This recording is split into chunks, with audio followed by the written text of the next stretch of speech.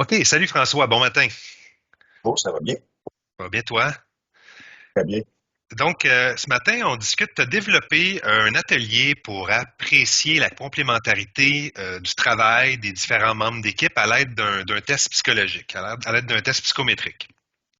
Oui, en fait, le Myers-Briggs, c'est un test qui a été développé il y a déjà plus de 50 ans, mais qui a donné lieu à beaucoup de recherches.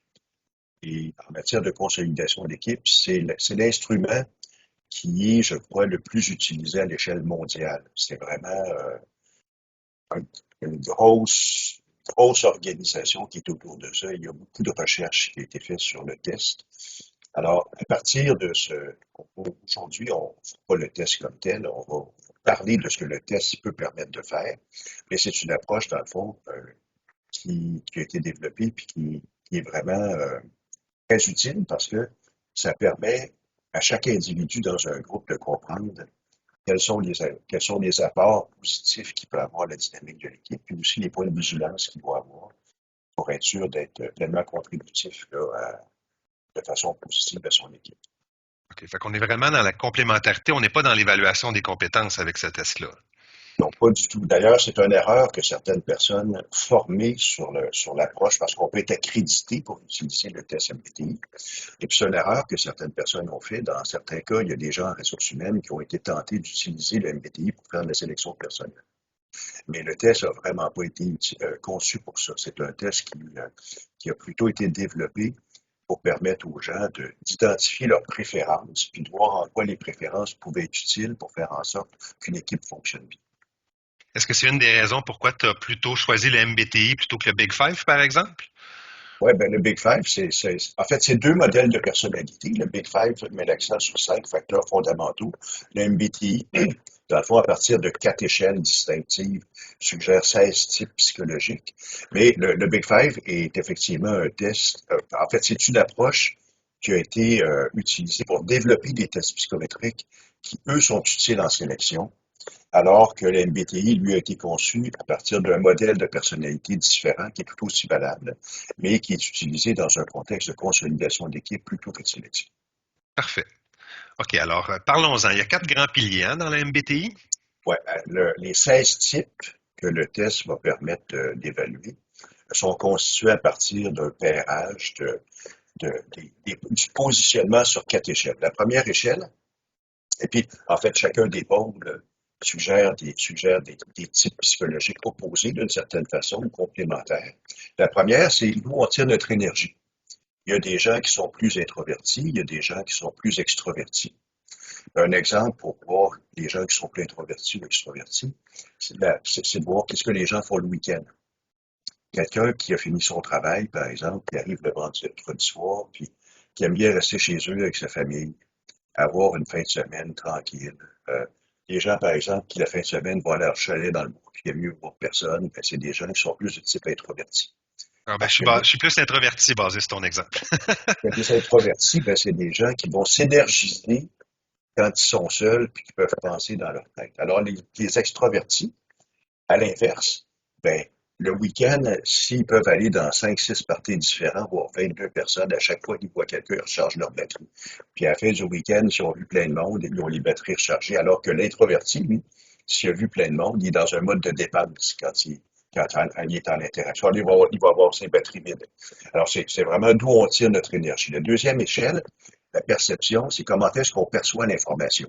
Les gens de type sensation sont des gens qui sont beaucoup ici et maintenant, qui vont se baser sur des faits, alors que les gens qui sont plus intuitifs vont penser plus aux possibilités indépendamment des faits. La troisième échelle, c'est comment est-ce qu'on prend des décisions. Les gens qui sont de type rationnel vont beaucoup, à nouveau, se baser sur des données tangibles, alors que les gens qui sont plus de type émotionnel vont se baser pour prendre leurs décisions sur ce qu'ils ressentent, indépendamment des faits objectifs qui sont devant leurs yeux.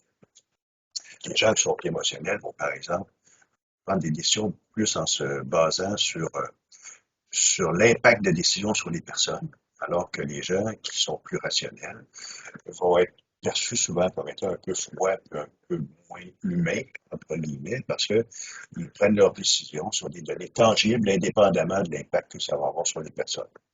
Et la quatrième, le style de vie, c'est comment est-ce que les gens préfèrent, dans le fond, organiser leur existence. Il y a des gens qui aiment bien être organisés, structurés, planifiés. Et puis, il y a des gens qui aiment y aller de façon souple, qui vont y aller en fonction de là où le vent les porte.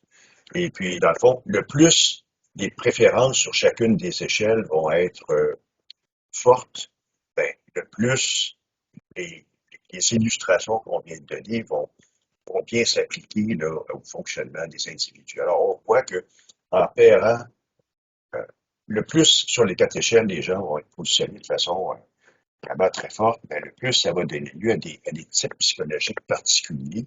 Et puis le test en a développé 16. Et ce qui fait de très bien, c'est que les 16 types sont définis en ayant un impact positif possible dans certaines situations sur la dynamique de l'équipe. Et puis il y a aussi des points de vigilance sur chacun des 16 types. Alors ce qu'il y a de bien, c'est que quand les gens complètent effectivement le test et reçoivent leur rapport, ben, tout le monde a de la rétroaction positive sur des éléments qui peuvent amener en termes d'efficacité à l'équipe. Puis tout le monde a des points de vigilance. Alors c'est comme très démocratique comme test. Il n'y a pas de bonne préférence. Chacun des types est susceptible d'amener des choses positives. Alors dans un contexte de consolidation d'équipe, c'est vraiment très bien parce que ça fait en sorte que chacun, en fait, ça crée pas de fermeture ou de réaction défensive parce que tout le monde a un feedback égalitaire en termes d'apport positif. Parfait. Alors, tu proposais dans ta présentation, dans ton exercice, ce petit exercice-ci, justement, là. Ouais, ben, c'est juste pour illustrer la notion de préférence. C'est un exercice simple que les gens peuvent faire en écoutant notre conversation. On leur demande de signer sur la ligne qu'on a à l'écran, comme les gens le font normalement. Puis les gens, bien entendu, vont utiliser leurs mains dominantes pour faire l'exercice, parce qu'on écrit de main dominante. Par la suite, on leur demande de signer à nouveau leur nom avec la main qu'ils utilisent moins souvent. Et puis après ça, d'écrire leur expérience. Puis, en fait, c'est assez simple. Ce que les gens réalisent, c'est que quand ils utilisent leurs mains dominantes, ben, c'est naturel, ils sont habitués, ils font sans penser, ça ne demande pas d'effort. Puis, la signature est exactement celle qu'on voulait avoir. Quand on le fait avec la main qu'on utilise moins souvent, ben, c'est pas naturel, ça demande un effort. Quand on regarde le résultat, c'est moche par rapport à ce qu'on a fait. Ça ressemble juste de façon approximative à ce qu'on a fait très simplement avec la main avec laquelle on est habitué. Puis dans le fond, ce que ça montre, c'est la notion de préférence. Dans le fond, la préférence, on le fait sans y penser, c'est naturel pour nous autres. Ça ne veut pas dire qu'on n'est pas capable d'utiliser les comportements associés à l'autre pôle. Mais quand on utilise les comportements associés à l'autre pôle, ça nous demande plus d'efforts. C'est sûr que si on pratique beaucoup, ça peut devenir naturel. Puis je peux prendre un exemple. Moi, par exemple, sur l'échelle I et E, ben, introversion, extraversion, ma zone de confort, c'est l'introversion. Mais dans ma carrière, ben, j'ai été en contact avec des clients, j'ai fait du développement d'affaires pendant 40 ans. Et puis les gens, ils me percevaient comme étant extroverti parce que j'avais pratiqué comment entrer en contact avec les gens. J'étais capable de le faire. J'étais capable de bien le faire. J'étais capable d'adopter un comportement d'extroverti. Mais ma zone de préférence, c'est manifestement l'introversion. Alors, ce que les gens ne voyaient pas, c'est qu'à la fin de la journée, quand j'ai eu du monde en fait, un bon exemple de ça, c'est quand j'avais beaucoup de formation. À la fin de la journée, mes batteries étaient à terre. Mais les gens qui disaient que j'étais un excellent communicateur, un bon animateur, blablabla, blablabla, d'animer un groupe me faisait dépasser mes batteries. Alors que quand un extroverti, ben, il l'aurait fait avec la même aisance, mais à la fin de la journée, l'extroverti est batterie chargée. Alors, la zone de préférence que ça met en perspective, c'est qu'est-ce qu'on a le plus tendance à faire, puis le mode de fonctionnement qui est le plus économique en termes d'énergie.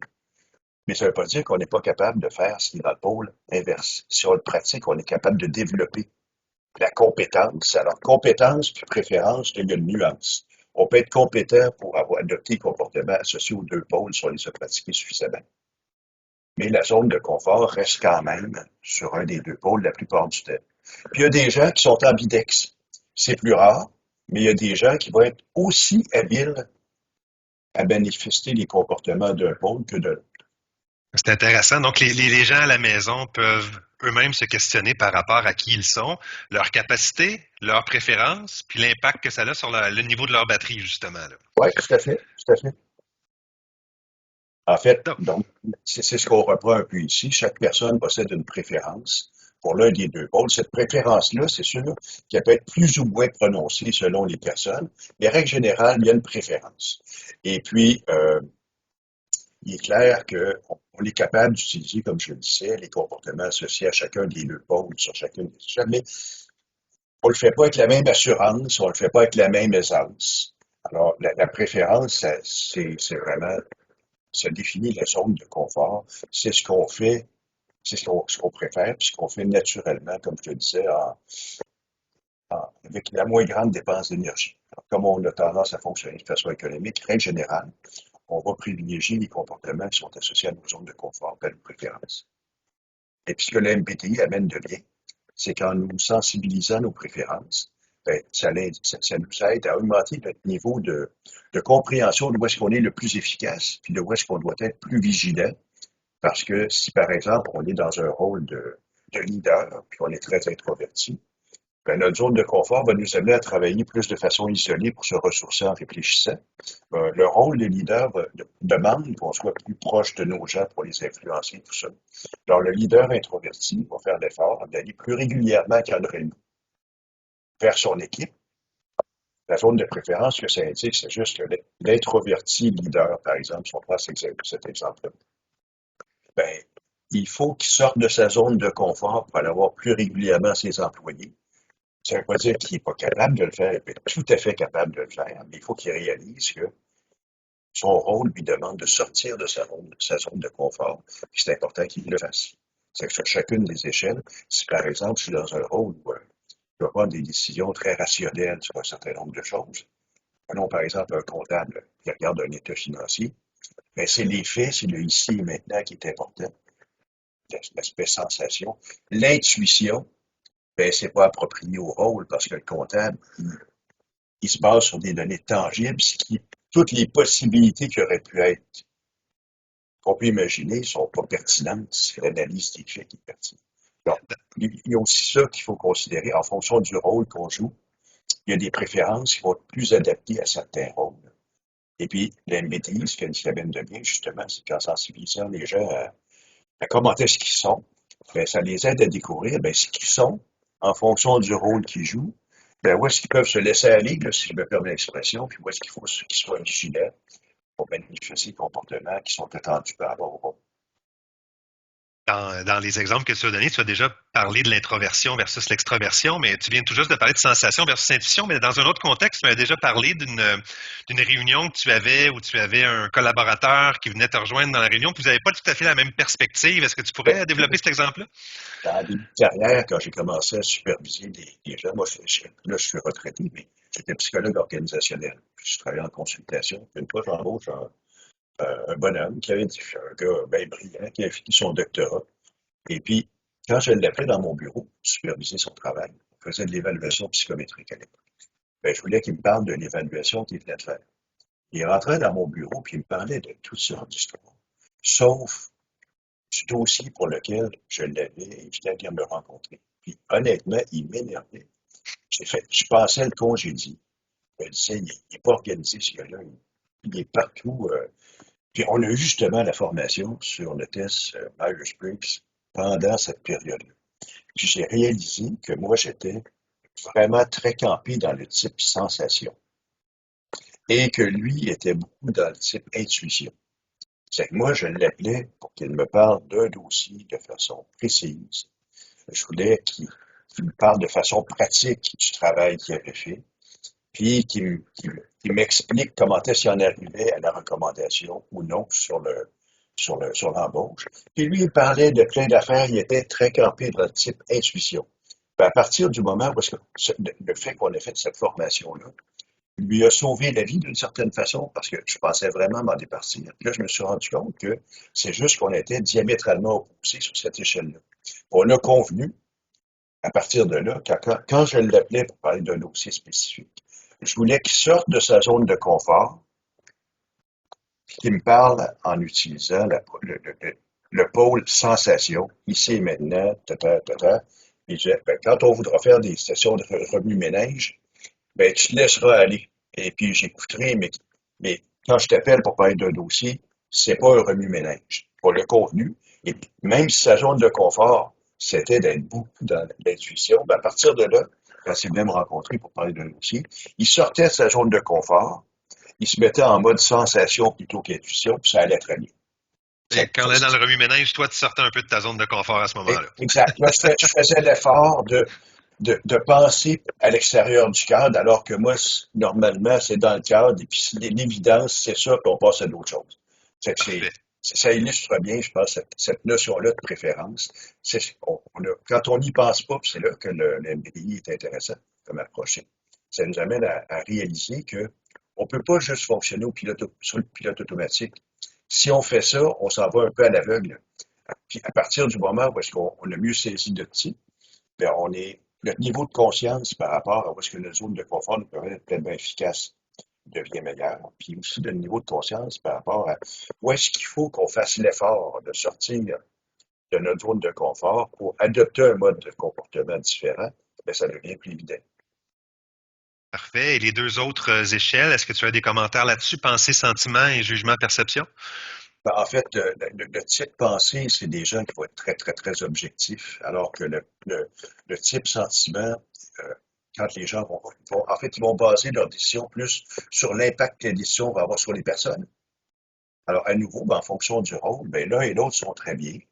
Et il faut se poser la question à savoir, en fonction de ce qu'on me demande de faire à l'intérieur d'un groupe, ben, quel est le type qui est le plus approprié? C'est sûr que quand on regarde la complexité de ce qu'on vit dans un milieu de travail, ben, tous les jours, ben, il va y avoir des situations où est-ce que le type pensée de réagir de façon objective, de façon très rationnelle, ben, c'est ça qui va être bon. Mais il y a aussi d'autres situations parce que il faut changer de chapeau.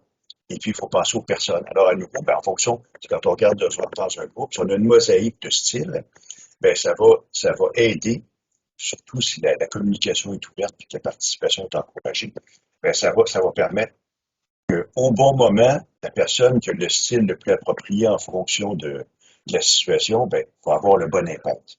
Puis, jugement et puis perception, ben, à nouveau, c'est un peu la même chose. Il y a des situations parce que le fait d'organiser, planifier, de façon de travailler, de façon très méthodique va être utile.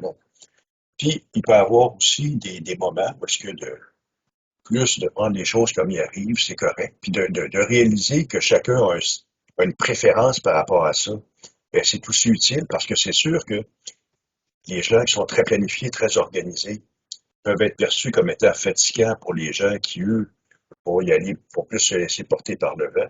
Et puis, si on n'y pense pas, ben, les gens qui sont très organisés vont trouver ceux qui sont plus portés à prendre les choses comme elles viennent, désorganisés, mais ils ne sont pas désorganisés, ils sont juste différents dans leur approche par rapport à l'existence. Parfait. Donc En ça, c'est fait, pas mal intéressant. Oui, c'est ça, un exercice, là, brise-glace en milieu de travail. ouais, là, dans le fond, on parle de toute la théorie qui est autour du fameux test Myers-Briggs. Moi, j'encourage les gens qui veulent vraiment confirmer leur type psychologique à trouver un moyen pour compléter le test. Mais là, aujourd'hui, on ne complétera pas le test. Mais l'exercice brise-glace, dans le fond, c'est un petit exercice un peu simpliste, mais quand même, qui peut permettre aux gens d'évaluer de façon pseudo-scientifique type.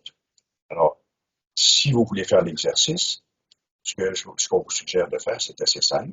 Vous avez les 4 échelles, puis vous avez une phrase qui définit assez bien le pôle de chacune des 2 échelles. Alors, en regardant les pôles, ben, on suggère aux gens de se positionner entre les 2 pôles. Par exemple, le premier, si on regarde introversion et extroversion, les introvertis tirent leur énergie puis concentrent leur attention sur leur monde intérieur, alors que les extrovertis tirent leur énergie de l'interaction avec les autres. Alors, en fonction où est-ce qu'on se situe, puis en fait, on peut se positionner 1, 2, 3, 4, 5 sur chacune des tendances. Plus la tendance, selon, paraît forte, on se positionne là-dessus. On fait la même chose sur chacun des 4 types. Et puis, ce que je suggère aux gens, s'il y a des éléments sur lesquels, à une échelle, vous n'êtes pas sûr, ben, demandez à des gens qui vous connaissent bien. Est-ce que tu me vois plus dans un pôle que dans l'autre? Mais moi, c'est peut-être parce que j'ai fait la formation puis tout ça, mais je sais que mon type à moi, il est très campé. C'est ISTJ. En fait, moi, je suis très introverti, ce qui m'empêche pas d'être capable d'initier correctement les contacts avec les autres. Je suis très sur le ici et maintenant. Je suis beaucoup dans le S. Je suis beaucoup dans le T. Je suis rationnel, objectif dans la façon de prendre des décisions. Et puis, j'aime m'organiser comme du monde. Fait que mon type est vraiment ISTJ, ce qui fait en sorte que quelqu'un, mettons, qui serait ENFP, ben, Vous auriez des il y a défis. pas, Vous auriez des défis pour que ce soit harmonieux, là. ben, si on le sait pas, ce type de personne-là, naturellement, j'ai moins de facilité à les comprendre parce que bon, c'est des personnes qui sont complètement différentes de moi. Mais à partir du moment où est-ce que je le réalise, ben, ça me permet d'apprécier la complémentarité puis l'apport que ces gens-là peuvent avoir dans certaines situations où est-ce que moi, je vais être moins efficace parce que c'est pas ma zone de confort. Puis naturellement, je n'irai pas dans cet espace-là. Alors, ce que je ferai, François, je mettrai une version non officielle simplifiée là, disponible sur le web. Je mettrai le lien pour les gens qui veulent aller creuser ça un petit peu plus de leur côté, là. Fait. Alors, ben, Alors voilà, comme effectivement, tu l'as c'est ça. mentionné. Quand les gens ont fait l'exercice, ben, normalement, ils devraient être capables d'identifier leur style à partir de 4 positions sur les 4 échelles. Et ça donne lieu à 16 types psychologiques différents, qui sont très bien définis dans la documentation associée au fameux test Myers-Briggs. Et ce qu'on Et peut comme, dire ici, par exemple, c'est que, en fait, oui, voici, je t'ai coupé la Oui, parole. oui, non, tout à fait. Ben, en fait, il y a on a commencé à en parler. Il y a des risques d'incompréhension, là, ce que j'appelais des défis là, entre les types psychologiques. Mais comme tu le mentionnais, quand on en est conscient, ben là, à ce moment-là, on peut plus apprécier les complémentarités.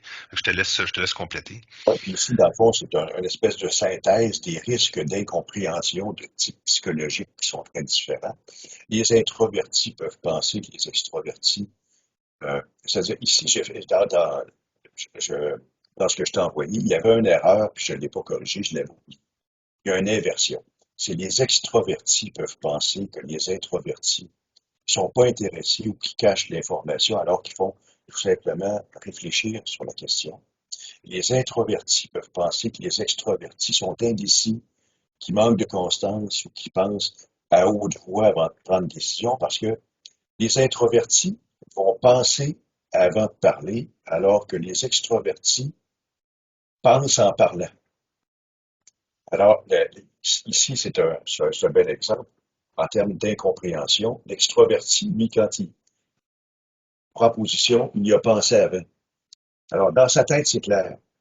Mais il oublie que tout le processus de réflexion qu'il a fait, il l'a pas partagé avec les autres. Et puis l'extroverti, lui, il va se faire une tête sur un sujet en parlant avec les autres. Alors là, ça achale les introvertis, mais c'est un processus qui est essentiel pour que les extrovertis réussissent à se faire une tête, puis à prendre une décision, puis à comprendre pourquoi que c'est la bonne décision.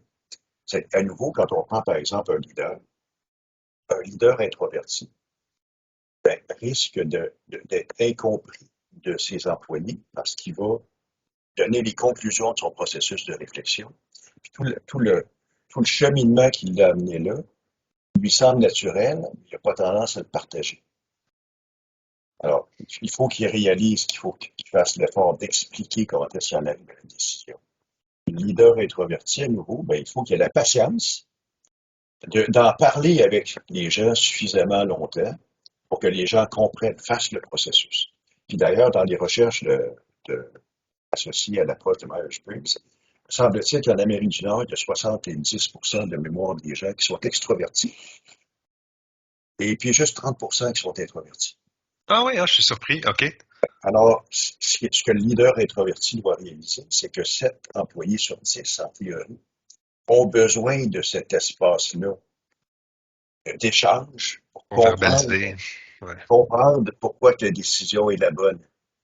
Alors, ça, c'est de façon particulière, j'aime bien souligner cette échelle-là parce que un leader introverti doit s'assurer de prendre suffisamment de temps de communiquer ce qui l'amène à prendre des décisions, parce que la majorité de ses employés, mis à part si les gens sont regroupés dans un type bien particulier à cause de leur fonction, sont susceptibles d'avoir besoin de plus de cet espace d'échange-là pour comprendre le sens associé à ce qu'on leur demande de faire. Puis dans le Maintenant fond, qu'on a apprécié la différence, ben là, on veut ouais, voir comment on peut utiliser tout ça, les complémentarités de façon constructive. ouais. Dans le fond, si on regarde, puis ici, c'est vraiment une simplification, mais les gens de type intuition, dans le fond, sont les gens qui vont être les plus habiles pour imaginer puis se projeter dans ce qui est susceptible d'arriver. Les gens de type sensation, ben, sont des gens qui vont vraiment avoir un apport très pratique quand c'est le temps de mettre en branle des projets ou des choses comme ça. Le fait d'être de type intuition va avoir une valeur ajoutée certaine. Les gens qui sont de type sensation sont des gens très pratiques. Alors, on voit ça des fois quand les gens ont des discussions sur des sujets, les gens qui sont plus qui ont plus tendance à imaginer des possibilités vont avoir plus de difficultés à atterrir sur le ici et maintenant puis prendre des décisions très pratiques. Euh, les gens de type pensée souvent vont être perçus comme ayant une analyse plus perspicace. Dans le fond, ce qui est important de voir, puis c'est que chaque type est susceptible d'être vraiment plus efficace dans certains types de situations en fonction de certains objectifs. Et puis c'est là où le fait d'avoir dans l'intérieur d'un groupe une mosaïque la plus riche possible de styles va faire en sorte que le groupe va être vraiment plus efficace pour prendre des décisions. Dans des vieilles recherches en psychologie, je me souviens d'avoir lu, étudié par exemple les grandes décisions qui ont été prises dans des contextes militaires, quand il y a des guerres, des choses comme ça. Ils se sont rendus compte que quand les gens ont tous la même formation, qui ont tous le même type psychologique, puis qui pensent tous de la même façon, bien, ça amène un appauvrissement du jugement par rapport à une situation. Parce que tout le monde pense pareil, puis la première évidence en fonction de leur type les amène à se positionner. Puis puisqu'ils sont tous d'accord, il n'y a personne qui challenge la position. Et puis dans les grandes erreurs militaires qui ont été faites dans les guerres, souvent ils se sont rendus compte que le fait d'avoir une seule façon d'envisager une situation, ben, amenait une prise de décision plus pauvre que quand il y a une mosaïque de styles qui challenge la première hypothèse, puis amène les gens à faire un deuxième effort de réflexion, puis à considérer plus d'éléments qu'ils faisaient naturellement. L'exemple que tu viens de donner, ça me rappelle, les gens de ressources humaines vont pouvoir se souvenir là, quand on parle des avantages associés à des équipes de travail hétérogènes. Donc, quand on favorise la diversité dans les équipes de travail, une équipe homogène va trouver son air d'aller plus rapidement, tandis qu'une équipe hétérogène va prendre un petit peu plus de temps, mais une fois que l'équipe hétérogène a trouvé son air d'aller, ben là, elle va être plus créative en résolution de problèmes, en dans le jugement des situations, etc. Donc, c'est une autre analogie à la Tout même à idée. fait. Tout à fait. Alors ici, si une équipe de travail voulait bénéficier de l'approche du MBTI de Myers-Briggs pour essayer de comprendre la dynamique du groupe, ben, ça peut être intéressant que chacun qui a fait l'exercice préalable d'identifier son style se positionne dans la matrice de 16 styles. Et puis, l'idéal, c'est d'avoir une équipe qui va avoir la plus riche mosaïque possible de styles. Mais souvent, ce qu'on retrouve, c'est qu'en fonction de la nature des emplois, de la nature du travail, euh, puisqu'on parle de préférences, les gens qui vont se retrouver dans un type de poste, souvent vont partager des préférences semblables. Il y a certains emplois où c'est plus campé. Par exemple, si on regarde les comptables ou les ingénieurs, on va retrouver une très grande concentration de gens qui sont plus introvertis, plus objectifs, plus sur les faits, plus sur le ici et maintenant. Et ça leur permet d'être efficaces, particulièrement efficaces comme groupe dans certains types de mandats, mais ça génère aussi des points de vigilance. J'ai animé il n'y a pas tellement longtemps un exercice avec un groupe de comptables où les gens ont réalisé que, en fait, je pense que sur 25 personnes, il y avait 20 introvertis. Et puis ces gens-là se questionnaient au cours des dernières années, ils ont beaucoup de difficultés à intégrer des nouveaux venus. Puis en faisant l'exercice, ils se sont rendus compte qu'eux autres, ils avaient peu besoin de relations. Ils étaient tous pareils, ils se connaissaient depuis un bout de temps. Et puis, ils arrivaient le matin, ils ne disaient même pas bonjour, et puis ça déplaisait pas à personne. Ils allaient dans leur bureau, ils faisaient leurs affaires. Mais les nouveaux venus, eux autres, ou les 5 extrovertis sur dans le groupe, eux autres, qui étaient plus en souffrance, si je me permets l'expression, parce que ils trouvaient qu'ils étaient avec des gens qui ne s'intéressaient pas aux autres, qui n'avaient pas de vie, qui n'avaient pas de vie d'équipe et tout ça, parce que les extrovertis, quand ils se réveillent le matin, ben, il y avait le goût d'aller faire le tour du bureau, dire bonjour à tout le monde, puis à côté de ce que les gens avaient fait la veille, alors que ça embêtait la plupart des gens qui, eux, n'avaient pas besoin de ça. Alors, c'est là où on voit que quand un groupe est très campé dans un pôle, sur une des dimensions, c'est susceptible d'avoir des impacts, des fois, des impacts positifs, parce que c'est sûr, en termes d'efficacité, les gens étaient à l'ouvrage. Mais en termes d'intégration des nouveaux venus, ils ne portaient pas attention à un paquet de petites choses simples qu'ils auraient dû faire à chaque jour, aller voir la personne, lui demander s'il a besoin d'aide, demander si lui offrir de l'aide, puis dire si tu as besoin si tu besoin de formation additionnelle, viens me voir. Si tu rencontres un problème, viens me voir. Les gens ne le faisaient pas. Et quand ils l'ont réalisé, c'est pas qu'ils n'étaient pas capables de le faire. C'est que leur zone de confort faisait qu'ils se concentraient sur d'autres choses. Alors c'est là, le fait de faire l'exercice, puis de voir s'il y a des dominantes fortes dans une équipe, ça peut augmenter le niveau de conscience, de conscience, excusez-moi, par rapport à où est-ce qu'on est bon, puis où est-ce qu'il faut qu'on fasse attention pour vraiment être efficace comme groupe. Dans le fond, là où l'approche du MBTI par rapport à l'efficacité d'équipe aide beaucoup, c'est que comme c'est comme tout le monde a un style qui a des avantages, ben, ça, ça crée un climat où est-ce que on peut parler de notre type psychologique, on peut parler de ce que ça a comme impact favorable, et puis comme tout le monde est susceptible d'avoir un impact favorable dans certaines situations, eh ben, ça encourage un échange ou une rétroaction ouverte entre les personnes. Euh, Ça permet de discuter des différences avec un langage qui est non jugemental et puis d'amener les gens à se comprendre davantage.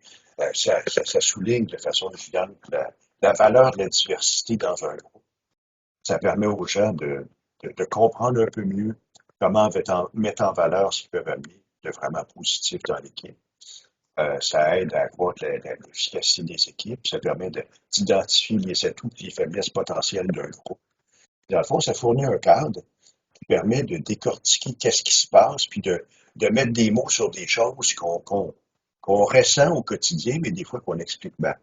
Dans le Et fond, c'est pas menaçant, il n'y a pas de bonne et de c'est mauvaise réponse pour les participants. exact. Ça permet juste de souligner, dans le fond, les avantages de la différence à l'intérieur d'un groupe. Ce qui est important de retenir quand on utilise l'approche associée au Myers-Briggs, c'est que euh, notre type, ça concerne nos préférences. Ça n'a rien à voir avec nos connaissances, nos compétences, nos aptitudes, parce qu'on est capable d'adopter des comportements qui sont différents de notre type, qui est notre zone de confort. Puis comme tu le disais, Frédéric, comme il n'y a pas de bonne et de mauvaise préférence, ben, tout le monde y trouve son compte. Un type, dans le fond, puis, en fait, le troisième élément est important, c'est pas parce que notre type nous amène à adopter un comportement particulier qu'il faut juste faire ça. D'ailleurs, c'est démontré que les gens qui ont le plus tendance à se projeter à l'extérieur de leur zone de confort pour pratiquer des comportements moins naturels sont les gens qui vont développer dans le temps, sur le plan professionnel, sur le plan personnel, une plus grande agilité. Et cette agilité comportementale-là est associée à une efficacité plus grande dans plein de situations. Alors, de comprendre son type psychologique, sa zone de confort, ses préférences, c'est important. Mais une fois qu'on l'a compris, de se donner des moyens pour pratiquer des comportements moins naturels, c'est le plus bel exercice qu'on puisse faire pour développer sa polyvalence, puis sa flexibilité, puis sa,